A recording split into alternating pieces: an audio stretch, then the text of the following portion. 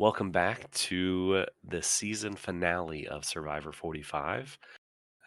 D turns out to be the winner. Congratulations. What a crazy season.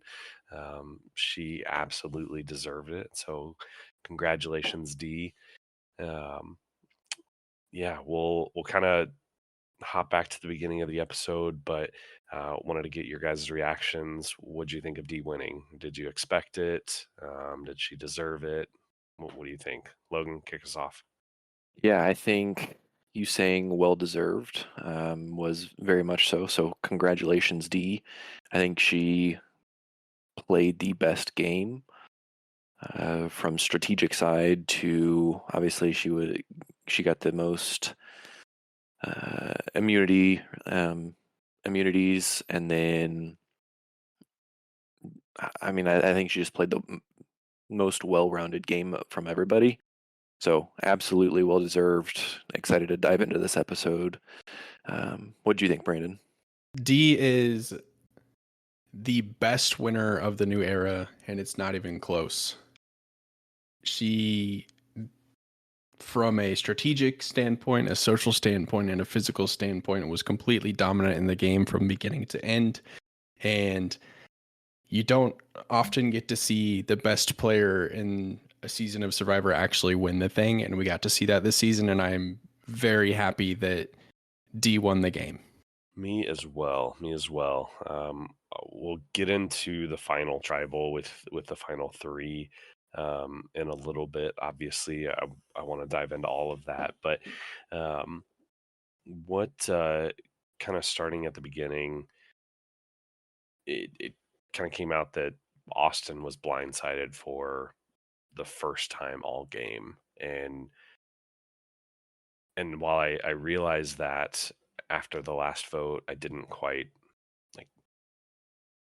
I guess I didn't quite realize it, um, and so I thought that was kind of interesting that he has been that much in control or that much in the know, had the right people around him all game, to not be blindsided until that the last night there, when we started the episode. But what'd you guys think about him not holding any hard feelings towards D? I thought he would have held that against her a little bit more, but I was curious what you guys thought on that. Yeah, I think it was clear to me, just based off of going back to Julie playing the idol and eliminating Emily.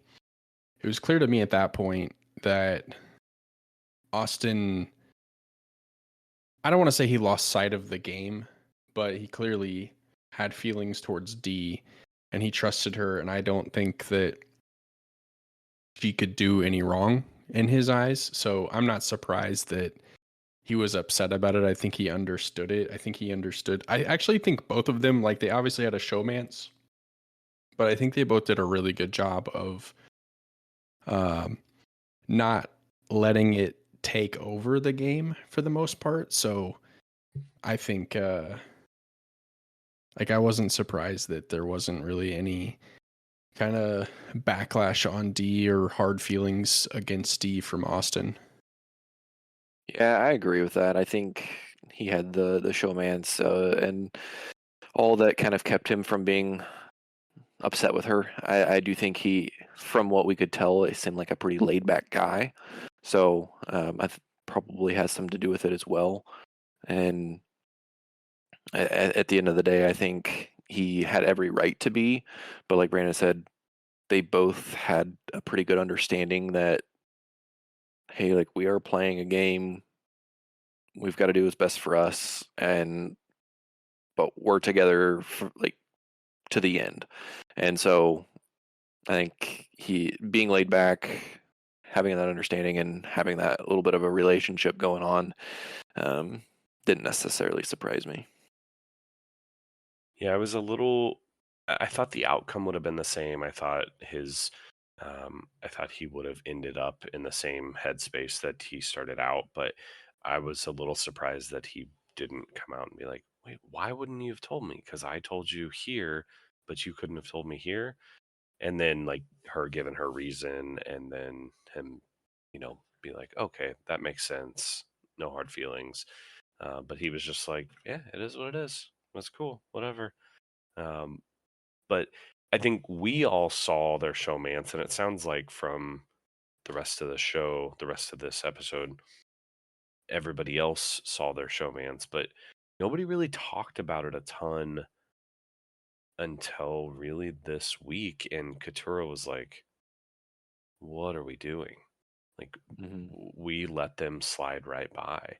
And it felt like for the first time, like, in my opinion, 6 episodes too late, that they see Austin and Dee as kind of that showmance.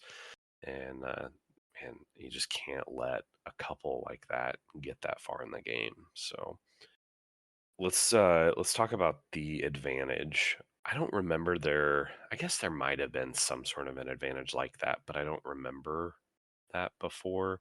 Have we had that recently, Brandon?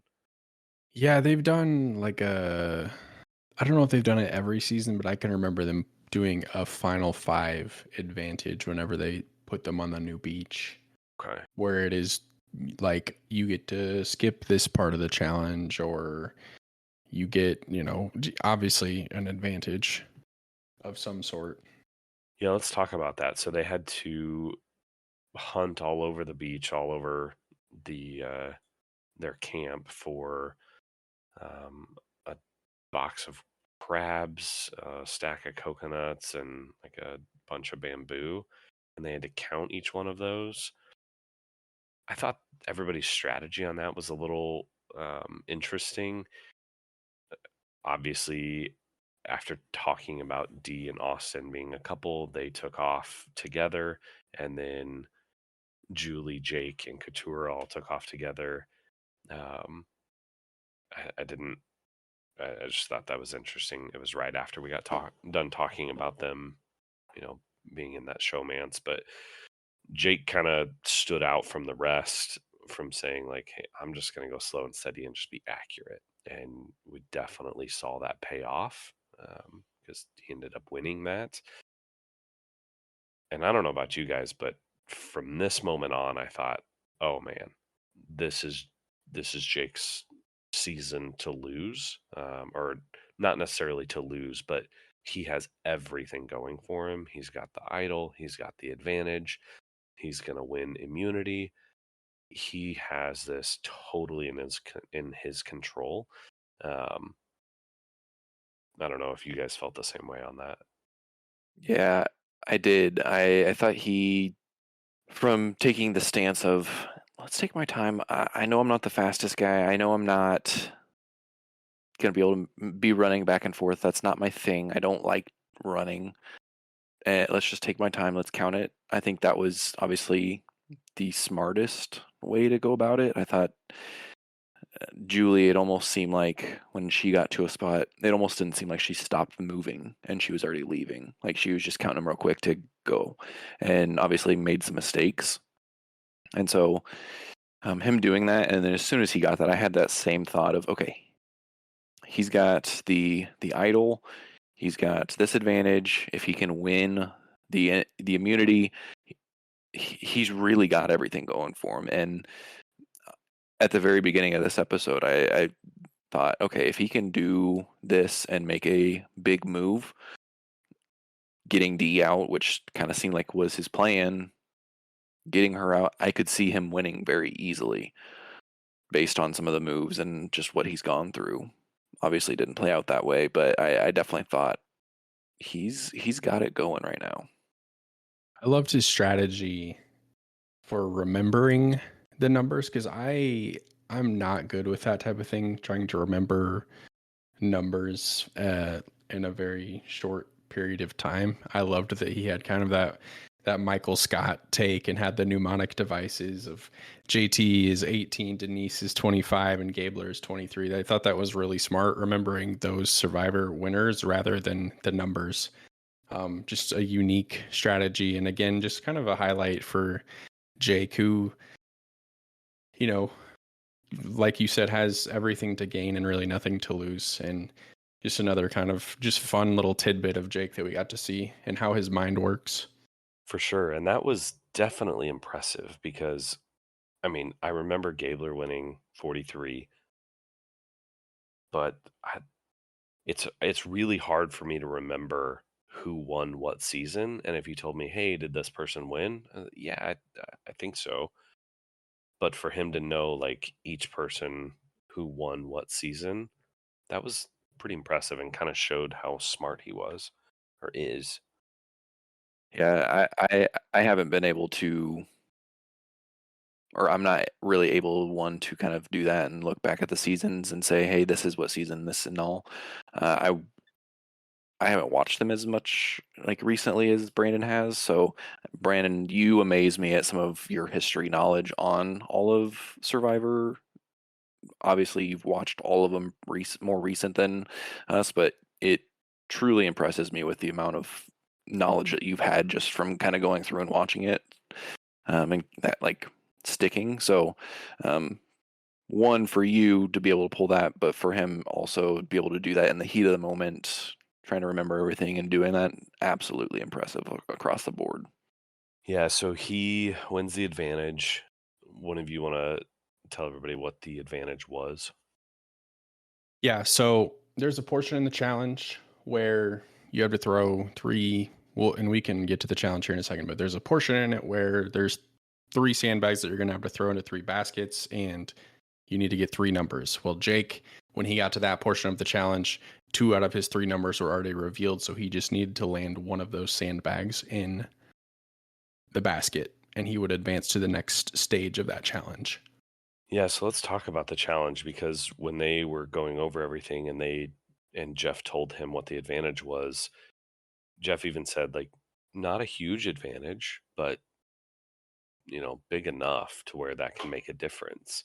And it very clearly did help him. He kind of fumbled the bag a little bit towards the end, really twice in this challenge, and we can talk about that. But um, people seem to get stuck on that portion of the challenge. So it ended up being, I think, a bigger deal than what I originally thought it would be, because Jeff almost seemed to downplay it a little bit. But let's hop into that challenge and talk about what that was because it was kind of a long, complex challenge. There was a lot of different steps to it.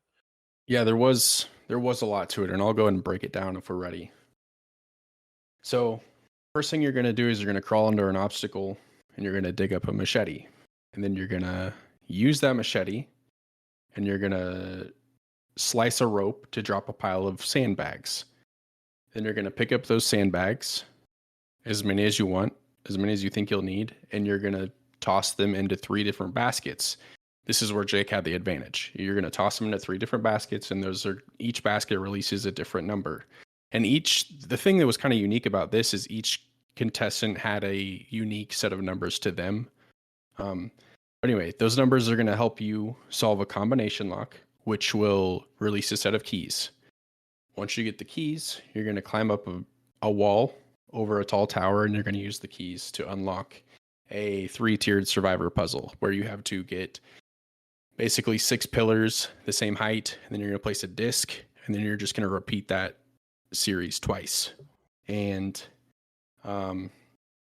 Jake had the advantage and then got to his combination lock, got it done pretty quick, but then got all the way up the tower and then realized that he didn't have the keys. He also had a blunder during the puzzle as well, where he just was missing a piece and he couldn't figure it out. And I think for Jake, it was kind of a moment of, I think that's what 24 days on Survivor do to you. You just kind of forget really basic things. And it ended up costing him a win. Yeah, I think even with fumbling the keys and forgetting those, if he would have had that last puzzle piece, I think there was a really good shot for him to win that challenge. And I don't know if that would have been enough to make him win the whole season, but man, it felt like it just slipped right through his fingers. So, and that it kind of I don't know the word that I'm looking for, but kind of a small a small view of what his entire journey on Survivor really looked like. He's so close to making big moves, and then it just kind of falls through at the end. Kind of a day late and a dollar short is kind of the definition of Jake's game. Yeah. all season long. Yeah.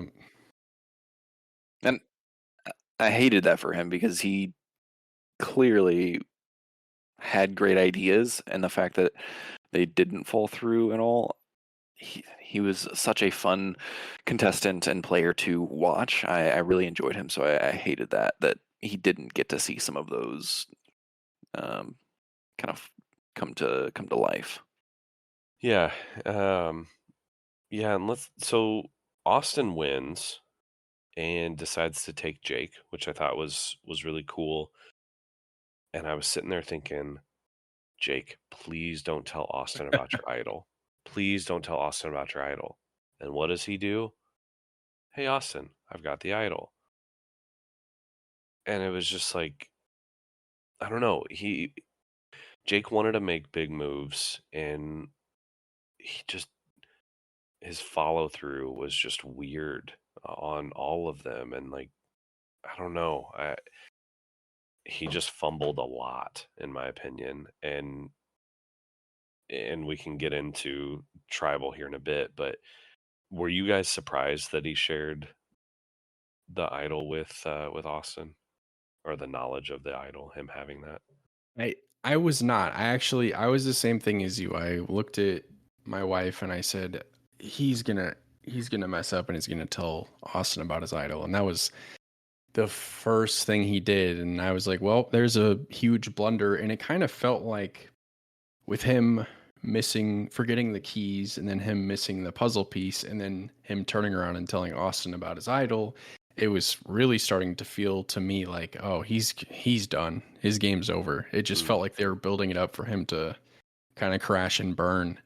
And I just I it doesn't surprise me because that's just there's been a lot of kind of strategic blunders this season as a whole, so I wasn't surprised that it happened, but I was like, man, come on, Jake. Yeah, I didn't think he could keep his mouth shut from telling Austin right away. I was like, he's going to tell him, it's going to screw everything up.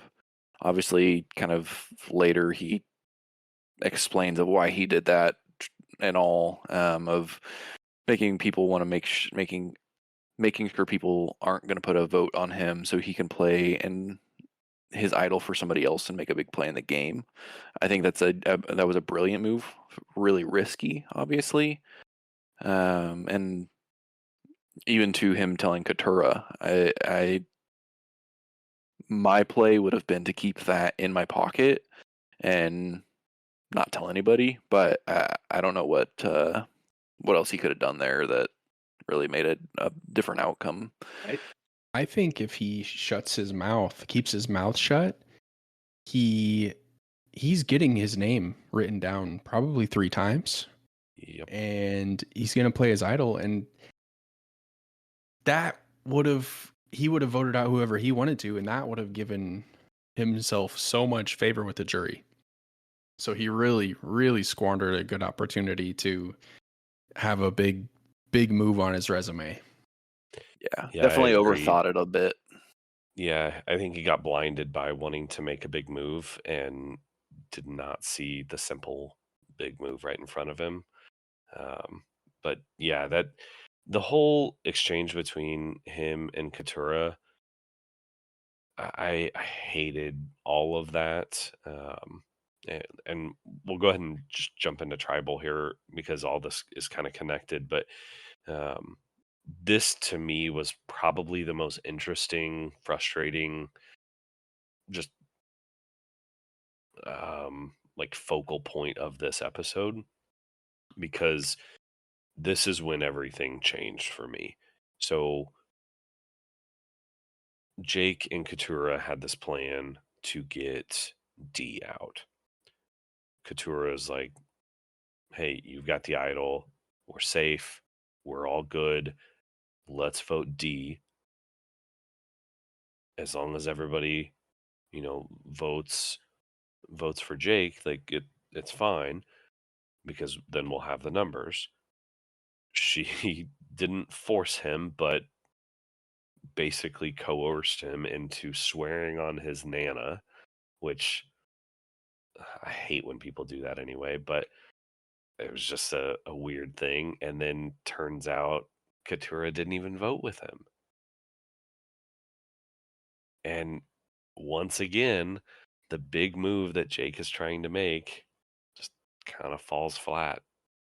So I don't know what you guys thought about all that, but I I again, I wasn't surprised because I like nothing that Katura and Jake, or really anyone that wasn't on the Reba tribe outside of Emily, like nothing that they had done had made sense this season. So I wasn't surprised that they completely screwed up an opportunity, because if you really look at it now, if they stick with it, D goes home, and who knows what happens at Final for Tribal. sure.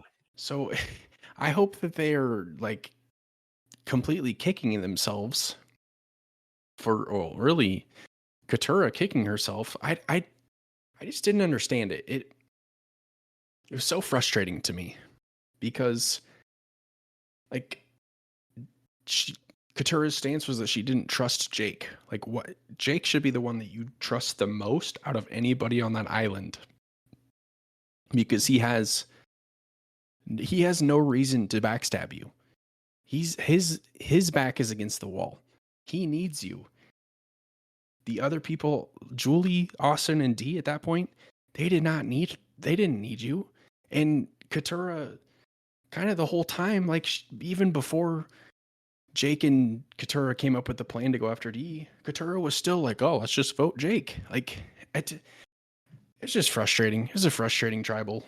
It was. And the whole part of when she came back and she was like, "Well, if I would have known you were going to play your idol for me, I would have believed you. Or if you told me that." Well, what a dumb move for Jake to tell her that he would play his idol for her, She because would have she could voted have. him out. She exactly. And so, and that would have been a heck of a move for Katura to add to her resume, and that could have changed her game potentially. I think it would have changed her game. I mean, for her to say, "Hey, you played your idol on me, and now I'm voting you out," would have been huge. So, for her to say that and expect that of Jake, I thought was just silly. And it really goes to show, like you said, everybody outside of that core four Reba alliance really didn't have a ton of strategy. That core four controlled pretty much the entire game. And I hope that next season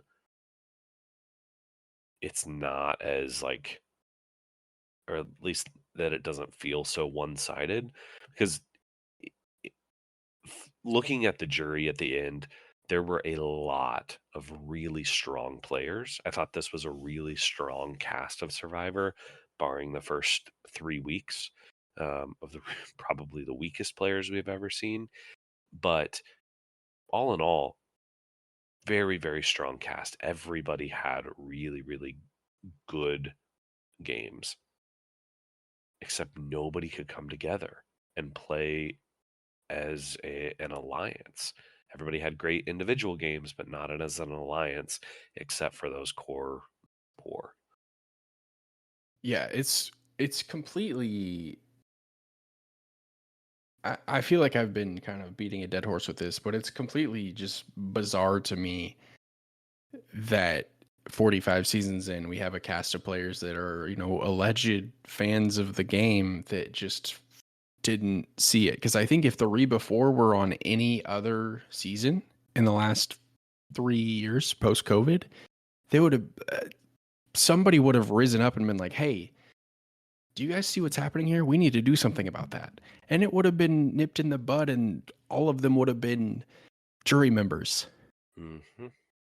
It was definitely a weird dynamic, and I mean, it was fun to watch for a little bit of a change, but I never like whenever people are kind of just picked off one by one. Not that it was necessarily like that all season, but that main four was running the show the majority of the game, and so it almost kind of felt like that in a way.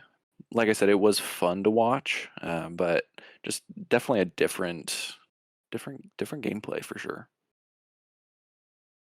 It goes to show, as individual of a game as Survivor is, you cannot make it, and in my opinion, win. You can't make it. I mean, you can make it to the end. Jake did, but you can't win the game playing by yourself. You've got to have a strong alliance. And I don't know. It amazes me, like you said, that 45 seasons in, that we've got people that are trying to play more of an individual game and not willing to look out for somebody next to them, at the expense of their own game, because it just doesn't take them as far. I don't know. It was interesting. So,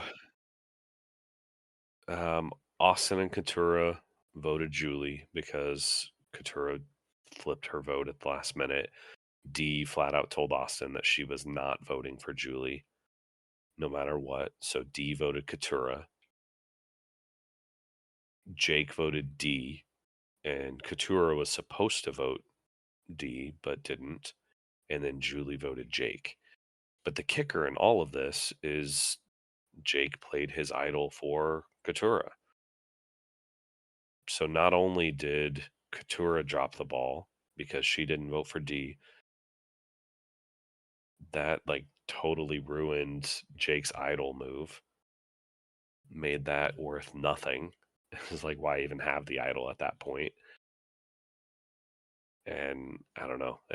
Julie ended up going home. So Julie was a really strong player, and I thought that was a just kind of a funny, ironic way for her to go home on a tribal that nobody really seemed to know what was happening. I actually thought that Jake was gonna go home after he played it on Katura. I did too. Just based off of like I said, the previous just blunders in the episode that he had, I was like, man, they're really building this up for him to go home at this next tribal, and I thought that was gonna happen, and he escaped.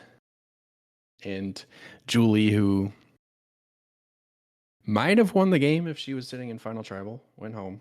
So they were smart to get her out. I honestly thought, after obviously watching the final tribal and the jury vote for who was going to win, I thought, like thinking back, if Julie would have went to the final, even with Dee or without, based on how it almost seemed like they were voting, that she would have won. It kind of surprised me that Austin got so many votes at the end, and we can get into that later. But I think if Julie would have been at the end, I think she would have won, just based on her Yeah. relationship side of things. But Yeah, I'll be curious to dive into that a little bit when we get to the final tribal. But I am curious to see what you guys would think. And this is totally hypothetical, but if D would have been voted out, and then if the final three would have been Jake, Katura, and Austin, who you guys think would have won in that? part of me thinks Austin still would have, even based on how votes went tonight. He obviously got more votes than I thought he was going to, and I think he would have. But if that move happened like it should have, with Jake playing the idol, blindsiding Dee, and her leaving, and those three at the end, I could have seen him winning. I think it would have been down between him and Austin, but I don't know. What do you think, Brandon? So Jake, Katura, Austin. I never felt like Jake was going to win the game. I always felt like he was a final tribal 0 vote guy. Austin, you know how I feel about Austin. I think he probably would have won the game still, but the way that people were talking about Katura and how they were afraid of her was interesting to me because, I mean, for us, it felt like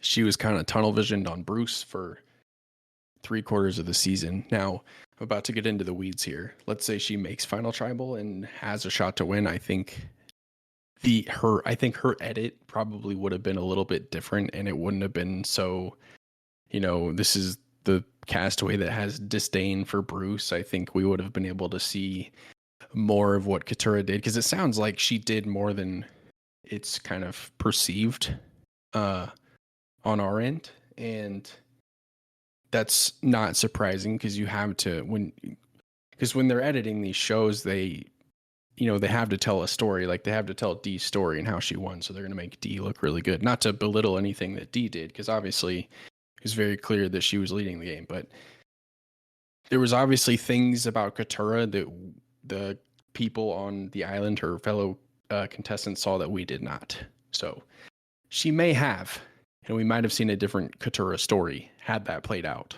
If it would have been those three at the end, I almost think Katura would have run away with it. I don't know. We can talk a little bit more about it when we get into the final tribal. I'll let you finish up, Logan, but I do want to talk about kind of the answers and how Austin, D, and Jake kind of answered everything, because that'll kind of tie back into what I was going to say. No, we can go ahead and dive on into that. I think what you guys said there, I was honestly agreeing with that, and didn't really have much else. So we can dive into what you're thinking. Before we move on, I do want to say one thing about Katura.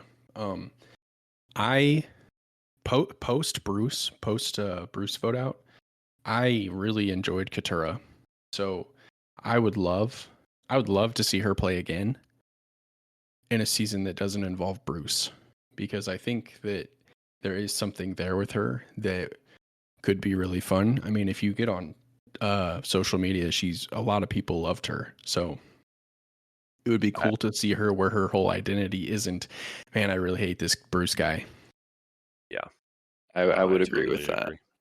I agree. Yeah, let's hold off on final tribal for just a minute. So right now we're down to final four.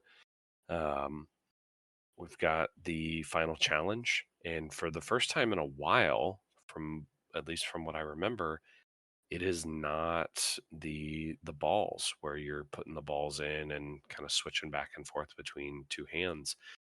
That's, correct me if I'm wrong, Brandon, but that has been the final challenge for a long time, if I remember correctly. That's the challenge I was expecting to see whenever we got to this. So I'm right there with you. Have they done a challenge like they've done for this final challenge? Haven't they done this before, something similar to it? Yes. Okay. But not for final four that I remember. Yeah. Yeah. So this challenge, Brandon, take us through this challenge. What did they have to do? All right. So for this challenge, this is the final four challenge. Winner of this solidifies a spot in the final three. So this was a pretty tough challenge. So the goal is you have to maneuver through a grid of ropes while using a long fork to place a bowl on the perch. So you're going to use this fork thing that's going to grip a bowl, and you're just going to hold it. And you're going to walk through the grid. And once you place your bowl, you're going to go back through that grid rope and get another one. You'll repeat this process until you get all 20 bowls. You're just going to stack them on top of each other. And the tricky part of the challenge is the entire structure is connected to the perch that you're stacking those bowls on. So if you hit one of those ropes too hard, the perch is going to wobble and all your bowls are going to fall, causing you to have to start all over. An incredibly tough challenge, and really a great challenge to send you into the finals. Starting off with it, obviously got off to people being cautious with it, and then very quickly I felt like people kind of got not necessarily comfortable with it, but were really trying to push the pace and be first. Obviously, Austin kind of had the first blunder of his cups falling, and then um, had him fall again, and then it seemed like everybody else had just. I mean, from D, she didn't have any fall, but then Jake was trying to push the pace, ended up having his fall. Katura, I believe she had hers fall once, but um, she got her stack up pretty high as well towards the end. I didn't love Jake in the challenge. I thought the way it ended for him was kind of unfortunate, and he could have controlled that, I think, to a point. Like Jeff said, Jake, that's on you for kind of breaking the challenge and not even having an opportunity to win reward, or not win reward, win immunity. So didn't love Jake and thought that was a really bad side of him. D crushed it, didn't drop one, and so was a flawless victory for her. Yeah, she absolutely crushed it. I mean, it was pretty telling. And I think Jake had to do whatever he had to do, like just rush as fast as he could, thinking like this is my only shot to get back in it. But it didn't matter whether he broke the challenge or not. I'm with you. It was not a great look for Jake. And I sat there and I wondered, and nothing against Jake's character, because I think, in my opinion, he was probably my favorite player this season. I just a relatable guy I would love to go hang out with. Just super, super cool and chill. Um, but I began to wonder, man, he really seems to get flustered and kind of in his own way when things don't go exactly as planned. And I thought, how in the world is he going to be a successful attorney?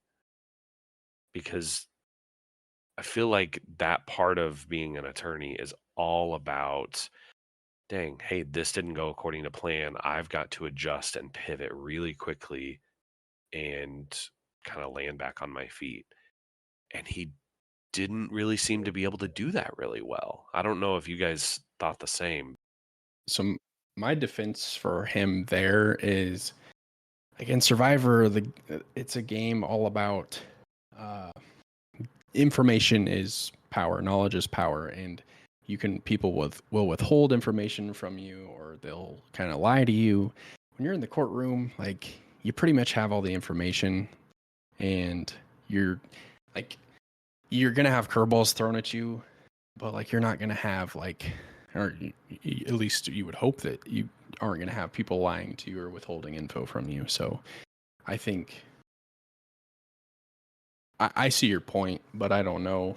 I don't know if that would have any bearing on that. I think what we saw in Survivor is just a guy that just couldn't seem to, it was just a swing and a miss every time. And I think the Final Four challenge, I think that the emotions just got the best of him, and it cost him. Yeah, and I think the side of like kind of going back to the courtroom, and does that affect him trying to think on his feet?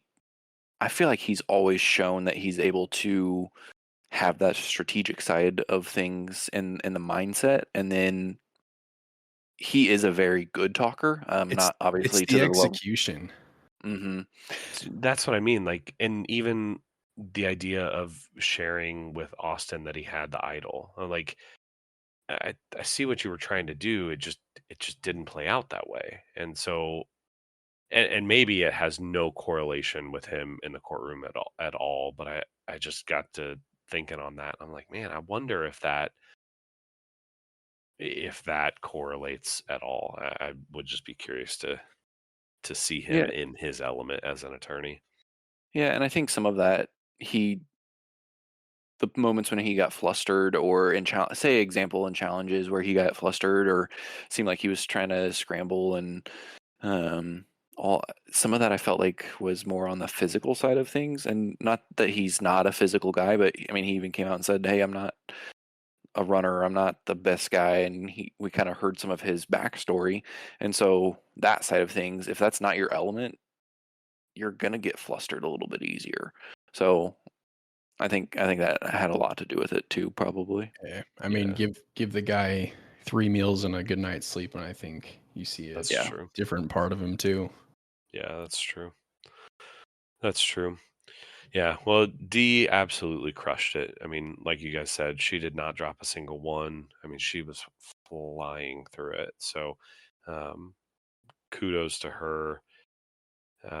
It gets to where she gets to choose who she takes to the finals and who has to make fire. And what'd you guys think of her taking Austin and or her the kind of thought process there? Um, Logan, let's start with you. But what'd you think of how that all played out?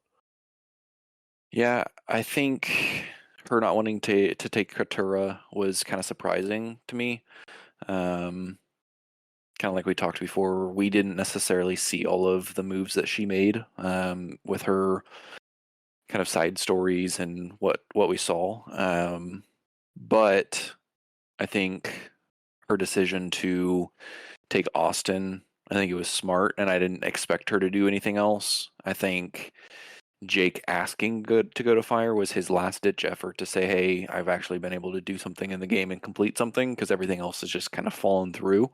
And I'm glad he was able to go because that was a really cool moment for him, and obviously really meant a lot to him. So I thought it played out in a way perfectly for obviously D and winning the season, but it was, I don't know if Katura went to the final and Jake went home or went to the jury. I don't know if that changes the outcome of if D won or not. So I don't think it necessarily made a difference either way. But yeah, it was pretty good. D was always taking Austin. Obviously Jake asked to go to fire. Um, and like you said, Logan, we were finding out that apparently Katara is this big threat that nobody wants to go to the end with, which, I don't know about that. But my question, I actually have a question for both of you. And it's been kind of a topic since they started fire. How much weight does how much weight does winning fire have on winning the game? Like if you are like, I'm gonna give up immunity or I'm gonna volunteer to do fire and then you win fire, like does that really carry any weight other than like, oh, the jury got to see it happen? Like how big of a move actually is that outside of Chris in season 38 giving up his immunity to take on Rick Devens and then winning fire and then winning the game? But like in a normal circumstance. I think it depends. So I think it depends on the jury, and I think it depends on who you're going to sit next to, and I think it depends on how close that is. So what I mean by that is, let me take a step back. I was thinking the only shot that Austin had of D not taking her was if she wanted Katura out so badly that she was willing to not take Austin, thinking that he would have a better shot to take out Katura. And also knowing that Jake wanted to make fire. I think if Jake was perceived as a bigger threat um, to D, she could have taken that away from him and not given him the opportunity. But also, she at the same time didn't want Austin to have the opportunity to make fire because, in her words, that would have given him another feather in his cap.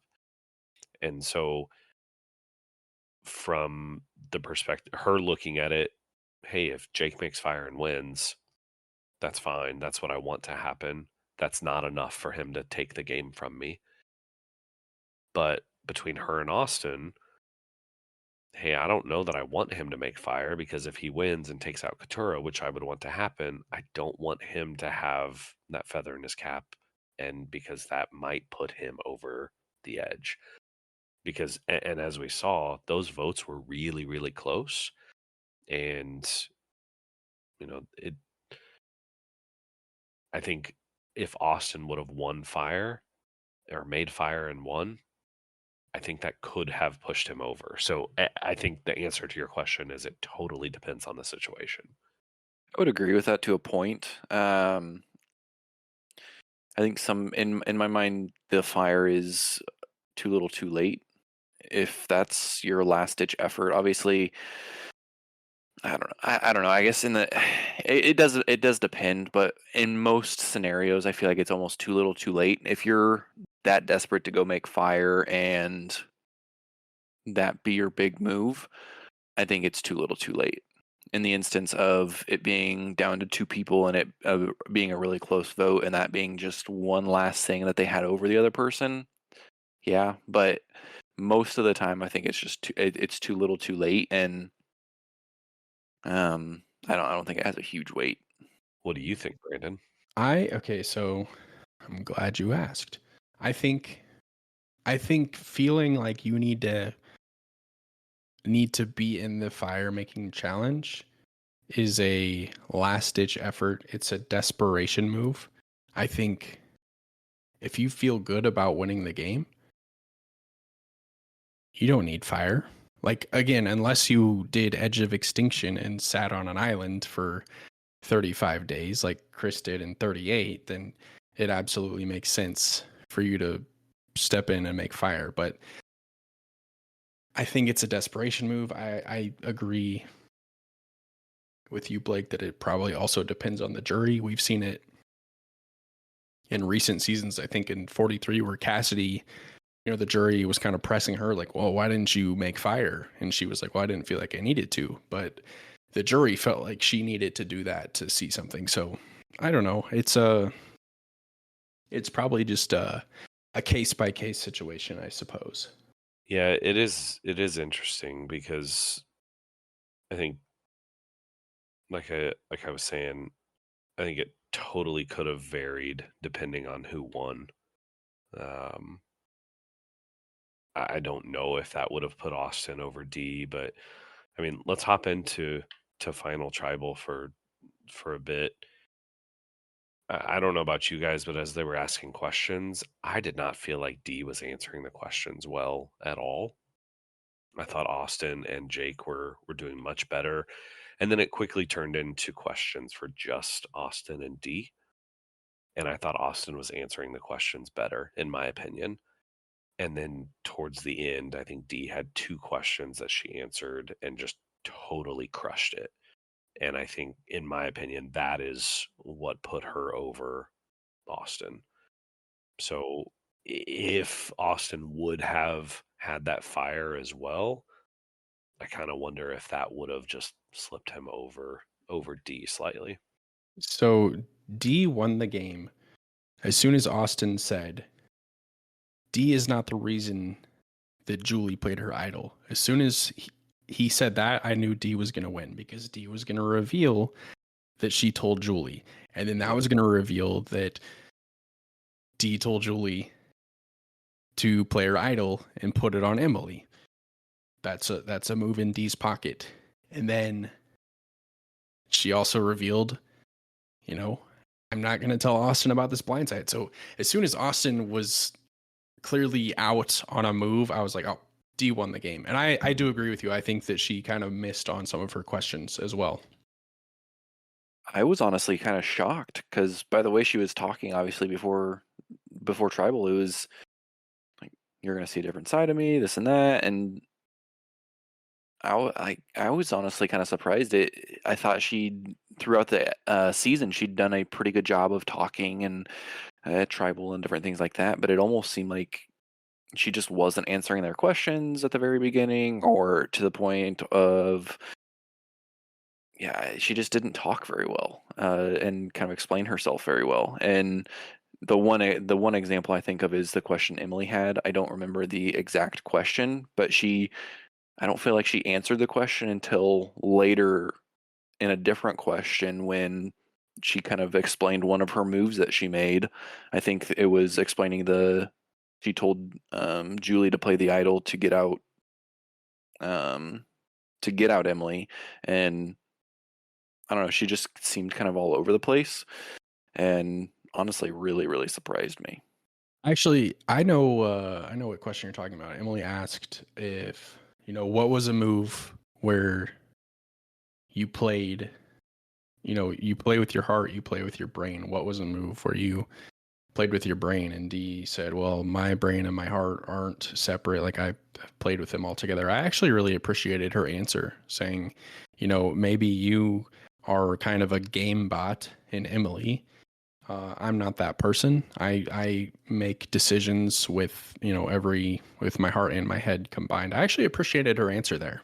And I know that she didn't really answer Emily's question, but I actually appreciated it. See, and I liked the answer, but I almost feel like sometimes you have to answer the question that they're asking, meaning, hey, you can think that, but hey, I don't really feel like I separated it between my head and heart, but if I had to choose one, it would be this. Like, say both of those things, but she didn't really answer it. And so I was not impressed with the answer. I understood what she was saying and I liked it, but I thought, like, you didn't really earn yourself any votes by not answer or by answering it that way. She ended up redeeming herself, like you were saying, Logan, by answering it later. But I don't know. That was a weird moment for me.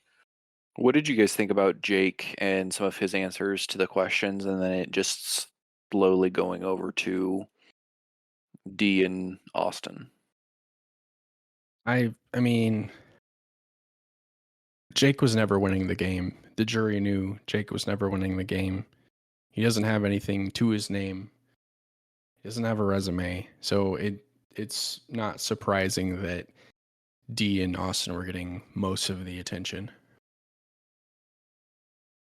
Yeah, I think if they would have been given the chance to make like one final statement like they've done in the past, okay, you've got, this is your last 30-second pitch to the jury.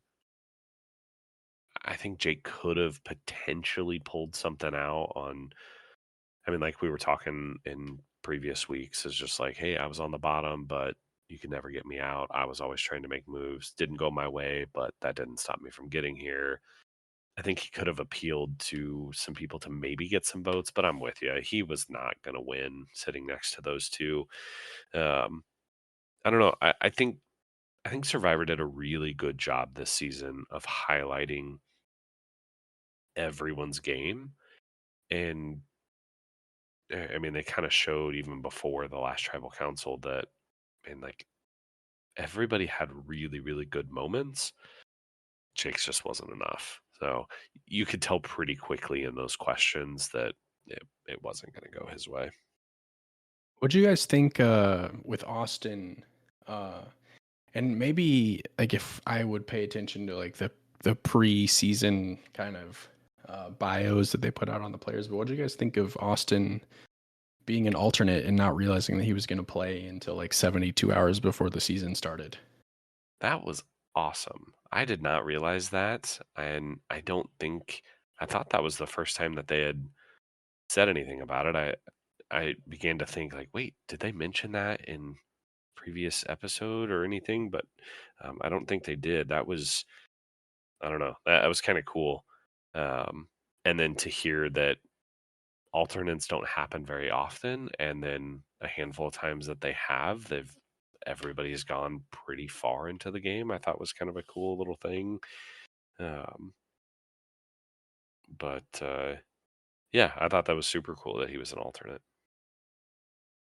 I thought one heck of a obviously great time to reveal that, and kind of cool story for him. Uh, Along with, there was several other kind of truth bombs dropped from Katura being a public attorney, and then um, even Julie coming out and saying, "Hey, I went to law school, and so I'm a lawyer." And like, it was kind of cool to see all these different things come about that everybody thought, "Oh, I know who this person is," and then it turns out, "Oh, wait, you have a completely different story than what I originally thought." So, kind of cool to see some of those truth bombs come out and see everybody's reaction. But yeah, it was a fun time. Yeah, I liked I thought Jake and Katura's answer to those questions were really, really funny. So to find out that all three lawyers kind of lied about what they did. So Jake said he was a public defender, but he's actually a prosecutor.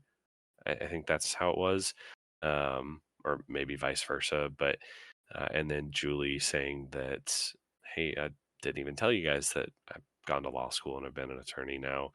And then Katura saying, hey, oh yes, and I am, but I wasn't trying to deceive everybody. It was just I wanted to separate that and not be known as that. I wanted to be known as Katura, not Katura the attorney. And I think I mentioned that in a previous episode that we had. Like that's always weird to me on like how to reveal that stuff without people feeling like, oh dang, she was just being deceptive the whole time because she didn't want us to think that she was a stronger player than she actually was. But I thought she spun that in a really cool way, and I really appreciated that from Katura. And then I thought it was Jake's answer was just hilarious and the most lawyer thing ever. He's like, yeah, we all lied about it, but I had told the most truths.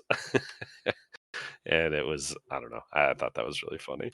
What what do you think the mindset is with attorneys, especially? They feel like they need to mask their occupation when they go on Survivor. I was looking at it, and there's only ever been one attorney to win Survivor. Is it just the idea that attorneys are really articulate in their speech, or is it literally because they're presenting a case to the jury at the end? What is it about attorneys that people are so either afraid of or afraid of revealing that that's what they do for a living? I think it's a combination of those two and the just kind of the powerful nature of it. And I mean, same way with salespeople. They're just salespeople aren't as highly regarded as attorneys. So I mean, a lot of salesmen don't want to be known as I don't want to be the sales guy. Like I don't know. Yeah, I think attorneys obviously are usually able to talk really well, but they're also should be able to kind of step back from the situation and look at the big picture and see what's going on, where can I go from here, and how do I get out of this, or how do I change the outcome here? And I think in that side of things of being able to look at the game and kind of see what's coming to maybe being more strategic or being able to kind of separate things out where um and then obviously talking to the jury, I think it has a lot to do with all of it. I don't think it's just one little thing here and there. I think it's all of it. Yeah, so we get to the final vote. We'll kind of go through everybody's vote. Caleb voted Austin. Julie voted D. Kendra voted Austin. Emily voted D. Drew voted Austin. Katura, Bruce, and Kelly all voted D. What they kind of alluded to it at the end, and I don't know if it's a for sure thing, but I sat there and I wondered what happens if it's a tie? Did were they saying that Jake would have been the tiebreaker?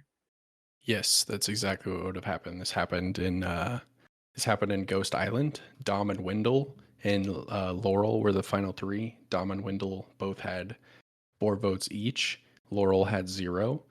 The third final tribal member will then give the tie-breaking vote and pretty much decide the winner of the season. So yeah, Jake would have made Forgot that about vote. that. I forgot about that. What if it? I mean, I guess 1, 2, 3. Okay, I guess it can't be a three-way tie. Okay, That'd be wild. yeah. I do like that it was not just a slam dunk for anybody. That it was such a close vote between Austin and D. I do think D was the better player. I'm glad she won between her and Austin. But I was glad to see that that Austin got some votes. I wish Jake would have gotten maybe one or two. But it was good to see that it was not just unanimous. I like it when it's more competitive like that. Yeah, I almost felt bad for Jake and him not getting any votes. I wanted him to get at least something, but I agree with having the votes split up. I think one, it's better for TV for the people's reactions. Obviously, you could see it kind of going back and forth and the suspense and all of that. So I like that side of things of whenever votes kind of get split up. But um, I, as soon as it got down to four votes for D and three for Austin, I was like, I wasn't sure what they would do in the tie. I forgot about the tiebreaker, and so it was definitely a fun reveal of winner season 45. Yeah, this is the closest winner vote of the new era, and I'm with you guys. A blowout winner is really boring, and that being said, I'm actually surprised it was as close as it was because I just didn't feel like out of the final three. I just felt like D played far and away a much better game than anybody involved. But obviously, uh, the jury sees things or has reasons for voting for players that we don't fully know. So I'm glad that it was close, though. Yeah, and real quick about that with D, kind of back to her talking at um some of the questions that the jury had for her.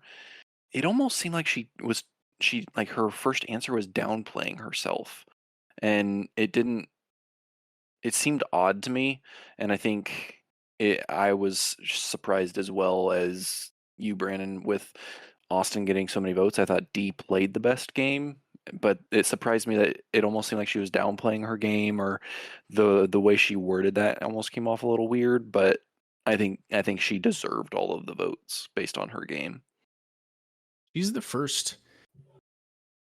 She's really the first player in the new era, the first winner rather in the new era that had control of the game from start to finish.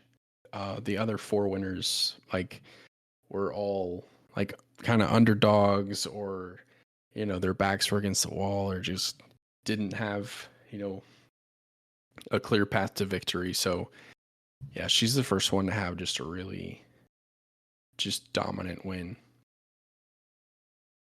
She was fun to watch too. It wasn't just she got a good alliance and didn't have to do anything. She was still making moves, going after people, winning challenges and all that. It was all around a great season, and um, I'm glad she won because she obviously deserved it and was very fun to watch throughout. Yeah, I agree. I agree. She was a great one. I mean, from start to finish, like you said, she definitely controlled the game um, and put herself in a great position, not only strategically but socially. And I mean, from top to bottom, I thought it was really good. So, like I said before, I think it was one of the strongest casts, minus the first 3 weeks and the first 3 contestants, which that was well, I guess call it 3 out of the first 4. So Hannah, Brandon, and Sean, who kind of all quit, kind of. Um, but after that, like everybody was like really, really strong, and I enjoyed every single one of them. I thought it was a really, really great cast, and next season has a lot to live up to. Yeah. Well, is there anything else you guys can think of that we wanted to touch on, or is this kind of the wrap to another great season? I was just going to ask what you guys thought of the teaser, the trailer for next season. They never. I enjoy watching them, but they never really give you anything. They don't. It's really just the people like a look at who's on next season. Yeah, the part where they threw that guy the buff while he was in what looked like a confessional was odd to me. Um, because it looked like he was there in Fiji, and they tossed him a buff. So that looked a little different than normal. So I wonder if that's a little twist that they're trying, or what that'll be. But um, I don't know. I'm excited. I'm glad that it's in February and we don't have to wait super long. It seems like a really quick turnaround, but I'm looking forward to it. Oh yeah, I have one thing to say before you close us out, Logan. I just wanted to say thank you to both of you for uh, doing this podcast, doing the Merge Feast. Just to look behind the curtain, it's not as easy as just getting on a mic and talking about the greatest show in the world. It's a lot of work that goes into it, a lot of show prep. So I wanted to thank you, Blake, for kind of taking on the show host role. I want to thank you, Logan, for doing most of the editing and a lot of the behind the scenes work, late nights on Thursday nights, getting the shows ready for Friday, getting that deadline and getting our episodes out. I just want to thank you both for your efforts, and can't wait to see what's next because the sky's the limits for the show. Yeah, I thank you, and thank you to both of you as well. I mean, it's been a blast. Obviously, kind of getting into this was a little nerve-wracking, but I've loved every minute of it, and like you said, excited for what's to come. We've got a couple things in the works of what we're wanting to do, and kind of see where this is going. So I am absolutely excited for next season. Excited it's coming back really, really early or really quick in February, and so absolutely excited for the future and what's to come. I am too, and yeah, we will absolutely be back for next season. I mean, I guess I can't speak for everybody, but I definitely plan to be back for next season. But still tune in between now and then because we'll probably take next week off with it being Christmas, but we will have some episodes here and there in between now and next season, and um, we also have some other podcasts. Brandon, do you want to? I mean, you've got your baseball and football podcasts. Give everybody the names there, but if you're baseball fans or football fans, tune into Brandon's other podcasts there. Yeah, so we have kind of three podcasts in our group. We have obviously the Merge Feast that covers Survivor every week, just recaps the show, and then we're obviously in the off season, so we've got I mean, just the world is our oyster, honestly, and we got some fun stuff planned there. But got two other ones going on. Number one, the Football Kingdom podcast. New episodes every Wednesday that just recaps the week of NFL games, kind of goes over scores and stories and kind of gives you a breakdown of what's going on in the league, in the NFL. And then I have a podcast I do myself. It's called This is Baseball. It's every other Wednesday. And that's is just kind of me. Baseball is my favorite sport, and it's just me talking about the game I love. I'll go over, league news. I'll talk about some history and just, whatever's kind of on my mind in the world of baseball. So if you're a fan of baseball or football or Survivor, it's all right here. Yeah, well, I think that's a wrap for the first season of Survivor that we've done a podcast for. It's been a wonderful ride, and if everybody listening would tune in, be here in between here and the next season, and then absolutely follow up with us next season, we'll be back and look forward for that. We'll see everybody later.